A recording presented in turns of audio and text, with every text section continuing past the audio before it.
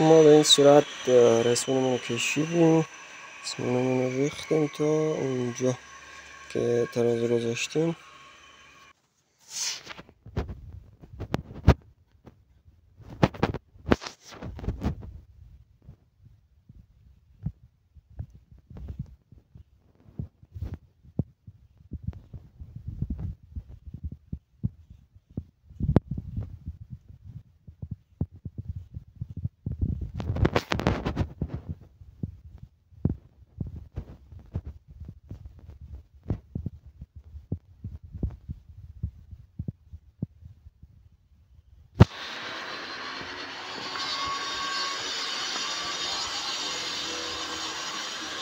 سیمان هم باید تا اندازه نصف آجور دهنش کنیم، چون به خاطر اینکه ذره واسه جا واسه چکش خوردنش گذاشتیم.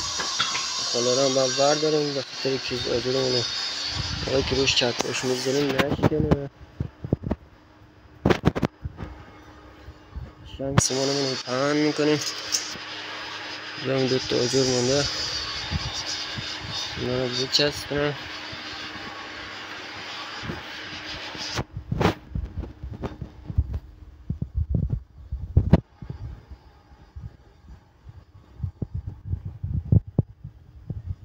اینو به این صورت ما اینجا سیمان نداشتم، به خاطر همین روش خالی گذاشته برم. من اینجا به جای کروم از شمشه استفاده کردم.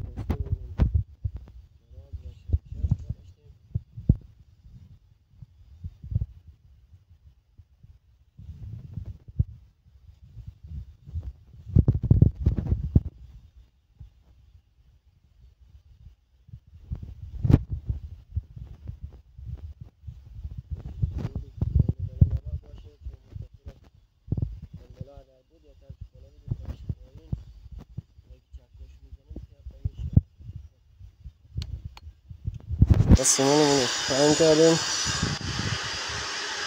کامل. نوبت دوباره دخترمون رو دوباره بریم هم میزنیم تا آماده بشه. موقعی که دوباره آماده شد حالا ما میریزیم.